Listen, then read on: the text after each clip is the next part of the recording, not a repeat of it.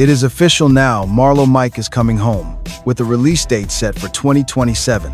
The streets are buzzing with reports that the feared street figure may soon be walking free. As this bombshell news ripples through the hip-hop community, everyone is asking one critical question. It has nothing to do with celebrating. People want to know what Boosie Badazz does next. If we look back at the history, it is easy to see why his release sends shivers down many spines. Anyone tied to that dark era in Baton Rouge is on high alert. We are talking about a shooter at the center of one of the most notorious murder-for-hire plots involving a major rap icon. We are analyzing a case loaded with allegations so severe, they originally carried the death penalty. Now, we face a scenario where the very man prosecutors claim pulled the trigger, the key witness whose dramatic testimony formed the absolute bedrock of the entire trial, could soon walk free. Are you ready to see why Boosie is reportedly panicking? Hit that subscribe button right now, because once we unpack these facts, you will see exactly why this story has everyone walking on eggshells. Welcome back to the channel, and if you are new here, go ahead and like this video. You have tuned in at the perfect moment, because today, we are diving deep into one of the most intricate and hazardous cases in hip-hop history. We are not talking about simple rap beef here. This is not a circus of internet drama or podcast gossip. We are reporting on murder allegations, contract hits, and courtroom battles. It is about the street life, chasing an artist to the peak of the music industry. Today, our team breaks down the absolute, raw truth surrounding Marlo Mike, Boosie Badazz, and the high-stakes situation that industry insiders say has left the rap veteran more shaken than ever before. Make sure to subscribe, because this report goes deep. Let us start where the story truly begins. It does not start in a courtroom, but with a person. Long before Michael Louding was a legal file, before he became a figure of endless online debate, and before he stood at the center of hip-hop history, he was just a young man from Baton Rouge navigating the exact same harsh streets that birthed Boosie Badazz. Michael Louding, known to the streets as Marlo Mike, came up in an unforgiving environment of limited choices and constant danger. Baton Rouge in the mid-2000s was a city plagued by systemic poverty, where generational gang networks ran deep, and where the thin line between making it out alive and getting completely swallowed up was razor thin for young men in those neighborhoods. No corporate safety nets existed for them. No legitimate opportunities guided them towards safer paths. Instead, they only had the streets, the local crews, and the brutal code that governed them. That was Marlo Mike's reality. Let us be clear, he was never a rapper, nor did he seek the bright spotlight, nor did he ever want his name in public discussions. He was a backroom figure, operating in the dark shadows of a world that was rapidly lighting up because of the meteoric rise of one local superstar, Torrance Hatch, the artist the world would soon know as Boosie Badazz. Now, this is where our investigation gets real. The connection between them, as prosecutors officially detailed in the courtroom, was far from a traditional neighborhood friendship. It was not just two homies hanging out and watching each other's backs like we see in so many music videos. According to the state, their entire dynamic was transactional in the most deadly way imagined. State attorneys alleged that Boosie, then a rising national star with massive financial backing, was funding Marlo Mike to take care of specific problems in the most permanent way possible. Let that sink in. The state did not just label Mike as a childhood associate. They explicitly accused him of functioning as a highly organized, paid contract killer for the star. In their theory, Boosie provided the funding and the motive, while Mike pulled the actual trigger. The state argued this lethal agreement played out across several different local incidents. This was not a peer partnership or a standard gang. It was a cold, calculated business agreement where one man allegedly paid the price, and the other carried out the violent contract, actually went out and made it happen. That was the state's narrative before a Louisiana jury, making this trial unlike anything the hip-hop community had ever witnessed. You and I must dig deeper to understand why these charges carried so much weight. We must look at who Boosie was back then and his massive impact on everyone who tracked his career. By the late 2000s, Boosie Badazz was far more than a local legend buzzing across Louisiana and neighboring states. Our editorial team notes he built a raw, deeply authentic catalog, personal in a way that very few hip-hop artists have ever managed to replicate over their careers. His mixtapes ruled the streets. His name carried massive cultural momentum, earning him the kind of loyal following built not on radio promotion or major label budgets, but on listeners truly connecting with his direct message because it mirrored their actual lives. His records never kept the streets at a safe, comfortable, and profitable distance. Instead, his music reported on the streets from the inside, capturing the cold reality with the level of detail and emotional truth that only comes when an artist is actually living the stories they rap about. So, when prosecutors claimed his real-life street ties went way deeper than his studio lyrics, his actual songs, the violent clash between his rap persona and those damning court documents sent a shockwave through the entire music industry. Smash that like button as we dive into this high-stakes trial. Fans were not merely watching a legal battle. They were watching a figure whose music had literally been the absolute soundtrack to their lives. Now, they faced the deeply complicated question of what it truly means when the line separating art from reality completely dissolves. The core case driving the state's case centered on the 2009 murder of Terry Boyd. According to state officials, this was not a random street dispute that tragically boiled over. From our editorial analysis, prosecutors framed this as a highly calculated, alleged murder for hire. The state argued that Boosie masterminded the plot from a position of power, while Marlo Mike executed the plan. This was the violent act used by the state to secure the first-degree murder charge against Boosie, a severe accusation carrying the potential death penalty sentence under Louisiana law. Let us pause to consider the gravity of this. We are not talking about a minor gun charge, drug possession, or even a manslaughter plea. This was the state of Louisiana staring down Torrance Hatch and actively seeking the death penalty. Meanwhile, Marlo Mike was the key prosecution's main linchpin because he allegedly committed the actual physical act that formed the basis of these extreme charges the artist would ever face. If you find this breakdown helpful, subscribe now. The legal battle stretched on for years. Boosie remained behind bars as his trial crawled through the system, and during this time, the entire industry watched and waited, debating the case in internet forums and local barbershops alike. Observers talked incessantly, trying to make sense of the charges threatening one of the most powerful Southern rap voices produced. But here is the pivot where you and I see this case shift, because the 2012 trial ended differently than planned. After weeks of intense testimony and examining all of the state's evidence, arguments during a high-stakes criminal proceeding that carried the most severe penalties our legal system could enforce, the jury delivered a shocking not guilty verdict on the murder charge. The Southern artist walked out of court fully acquitted of the primary charge, but that did not mean he escaped without any consequences.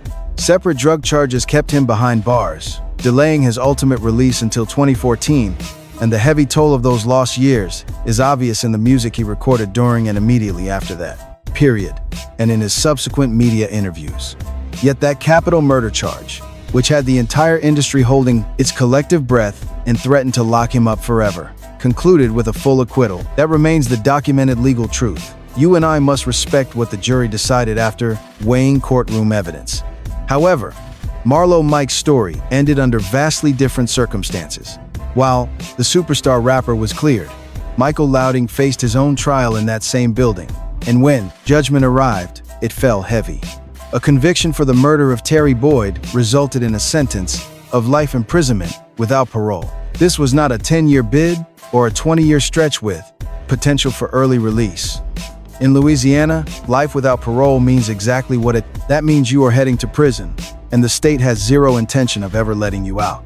No projected release date and no parole board to petition after years of waiting. That door closes, and it is designed to stay shut. That heavy sentence became a permanent part of the legal record of what went down during that dark chapter in Baton Rouge. And for a few years, it seemed like that was going to be the definitive end of this wild saga. As commentators, we saw Marlo Mike locked away with a life sentence. The case was closed for good. Boosie was released by 2014, focusing on rebuilding his life and rap career, and the drama felt more like history than an ongoing story. But here is where our report gets extremely spicy, because history has a stubborn way of coming alive when the right person decides to drag it back up and drag it into the present. And the exact person who did that, who took a street story most hip-hop fans had filed away as settled, making enough loud noise to drag a new generation into the conversation was a controversial Fort Worth native named Charleston White. If you already follow our coverage of him, you already know he operates at a volume that catches people completely off guard. He is no rapper or typical journalist, no defense attorney or academic scholar. Instead, he built one of the most polarizing platforms in modern internet culture by fearlessly shouting raw thoughts on camera that most people either choose to keep completely private or filter. Make sure to subscribe to our channel because his wild commentary reveals a deep past, detailing his own criminal history, his youthful incarceration, and how those struggles shaped his overall perspective on the streets, the music industry, and how they dangerously connect. That personal background is crucial to how he brands himself and why a massive audience takes him seriously. We know he is not analyzing the rap topics from a safe distance. He reports as an insider who lived the exact life he is now, boldly critiquing. Over the years, we have seen Charleston White launch brutal, direct attacks against Boosie, and his wild commentary is never subtle. If you love this deep dive, smash that like button. He has challenged Boosie's street credibility directly, questioning every official detail around those high-profile criminal trials in highly specific terms, arguing that the public narrative surrounding Boosie's acquittal completely misses the actual underlying truth of what truly went down in Baton Rouge. As objective editors, we must ask, are his claims accurate? Are they sourced from secret files? Or is he simply viewing this case through his own personal bias? Those are complex questions without clean answers. But we are committed to investigating the facts for you. What remains unquestionable is that his controversial videos trigger explosive reactions every single time they drop. Boosie clapped back repeatedly. Divided hip-hop fans took sides. Viral clips flooded TikTok and YouTube daily. Each toxic round fed the algorithms, keeping this vintage Baton Rouge case trending across social media feed. Now, you and I need to look closely at the newest angle, keeping our chat sections absolutely buzzed. This latest development goes far beyond typical online beef and directly explains why Marlo Mike is back online. Our reporting shows Charleston White has been extremely vocal about Michael Louding's current legal status. What he is preaching to his followers is not just about rehashing the old trials. Instead, he is actively launching a loud campaign demanding that Marlo Mike receive his freedom. He has made bold statements about bringing him home, questioning whether the original conviction was even legitimate. He has cast himself as an advocate, refusing to accept that an old life sentence stands. He argues that true justice demands our legal system take another hard look at what happened to Michael Louding. When our editorial board evaluates the real-world impact of such a loud influencer backing this case, you quickly realize why this development lands with extreme force among those original trial witnesses. If you want to stay updated on this brewing legal battle, make sure to like and subscribe. Just think about what it would mean if this online campaign actually gains serious legal momentum. What if Marlo Mike's case is actually revisited? If his legal team manages to secure a new appeal in the Louisiana court system, presenting an entirely new argument that convinces the right judge at the perfect moment, and if the sentence that was meant to be the permanent end of this story is suddenly thrown out, then a man walking out of prison after serving a life sentence is not just going home. He represents a completely rewritten legacy. We are talking about a detailed account of everything he experienced, allegedly did, and represented, ordered to do, and by whom. He is a figure who, if he chose to speak out publicly, could command a massive media machine that ensures every single word hits every corner of the internet in hours. Podcasts, live streams, documentaries, and tell-all interviews. The infrastructure for this kind of reporting exists at a level we have never seen before. And that reality, what a freed Marlo Mike might actually say, is explosive. In a world packed with cameras, platforms, and audiences hungry for this kind of drama, shifts the entire emotional weight of this case for anyone whose name might be mentioned in his story. That is the real dynamic beneath the panic. It is not about a physical street beef playing out today. As commentators, we see the stakes in those comment sections where people claim Boosie is terrified. These are informational stakes. We are talking about a man who knows things, allegedly did things, and allegedly knew who ordered them, potentially entering a world where sharing his story is the most valuable thing he can offer, while major media outlets line up to give him airtime. This is a very different kind of threat than anything the streets can send. because there is simply no way to prepare for it, manage it ahead of time, nor control the outcome once it starts moving. For Boosie, the years after his 2014 release have been a wild, highly public journey across interviews, social media, and music releases, and a series of controversies that kept him trending for things completely unrelated to his legal history. Our team notes he returned to a loyal fan base that held him down. They kept his name alive, played his records, and supported him with the intense dedication that listeners only show to artists they deeply connect with. He dropped new tracks, rebuilt his brand, and repeatedly landed in the middle of heated debates that covered everything from parenting and health to opinions way outside his musical lane. As commentators, we saw him become one of the most interviewed and debated icons in Southern hip-hop, not solely because of his past, but due to his ongoing public persona. He is candid, unfiltered, and always ready to spark heavy reactions across the board. If you agree, hit like. From our perspective, that version of Boosie, the post-prison public figure who simply refuses to remain silent, is what today's viewers know best. Yet, the shadow of that 2009 to 2012 era never truly fades, regardless of new debates that pop up. That dark shadow is foundational, permanently built into his public history, in a way that nothing he does going forward can ever erase. Charleston White clearly understood this when he chose Marlo Mike as his weapon, weaponizing that narrative in a public campaign. Even if the legal prospects are uncertain and may never bring real courtroom results, it successfully guaranteed that Boosie's brand remains chained to the most sensitive chapter of his history for every new viewer who discovers the story. Every video pushing to free Marlo Mike instantly reminds the public of those old allegations made against Boosie back then. Any talk over the conviction is also a debate over his acquittal and who supposedly ordered the hits. We are looking at two narratives that cannot be separated. The state tied them together back then, and Charleston White ensures that connection remains highly visible online long after the legal battles concluded. Zooming out, what this drama reveals, when we analyze it from a broader perspective, is a reality far larger than one person's biography or a single courtroom verdict. It truly exposes how street culture inside the music business created dangerous conditions in cities like Baton Rouge during the mid-2000s, where the line between success and ruin was virtually razor thin. We see how the legal system handles high-stakes cases that sit at the crossroads of race, poverty, fame, and violence, leaving some observers completely satisfied with the results, while others remain deeply skeptical. Our reporting highlights how modern internet culture has transformed the link between documented history and viral drama, completely erasing the gap between events that happened 15 years ago and headlines unfolding live on your feed.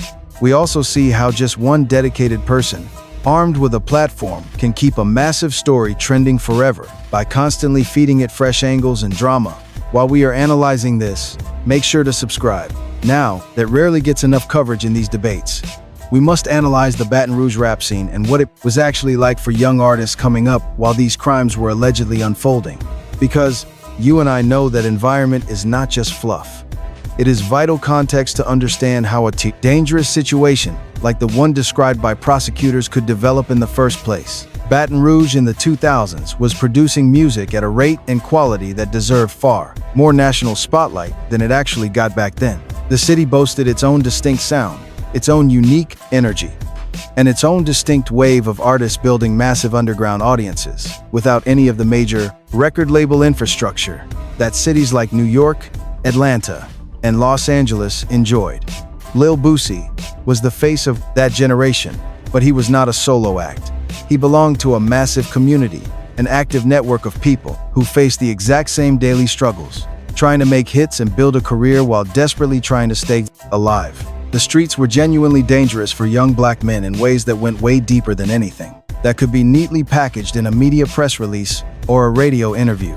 The hurdle these artists faced is that the very credibility making the music connect is tied directly to the harsh street reality they rap about. You cannot paint the most honest picture of your city without actually living inside, the center of the action. And being in the middle of it means the line between reporting and playing, between rapping about the block and being trapped in it, is never easily maintained. Boosie walked that line for years, his songs reflecting both sides, the beauty and the heavy price, the loyalty and the brutal consequences the love and violence so tangled together that you could never separate the music from the life. When the justice system targeted him, they targeted that exact overlap. But for Marlo Mike, that same trial ended in a completely different outcome. While Boosie beat the case and walked out free of charges, Marlo Mike faced his own trial, carrying the devastating weight of the looming conviction that followed. His life sentence was not some theoretical penalty. It came down in the specific context of what the state proved regarding his role in Terry Boyd's murder.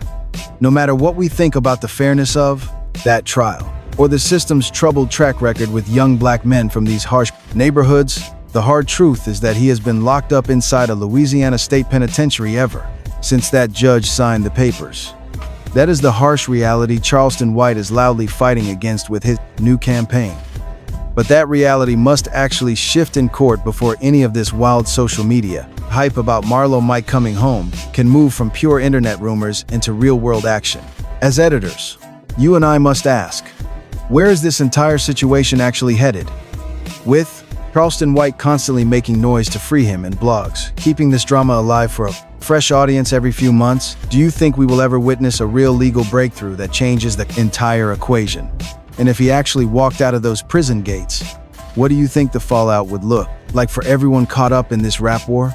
Tell us your thoughts in the comments, because we know you have strong opinions on this. Make sure to like this video and subscribe to our channel for deep hip-hop analysis that goes way beyond the headlines. Click the video on your screen right now for more coverage that goes exactly this deep.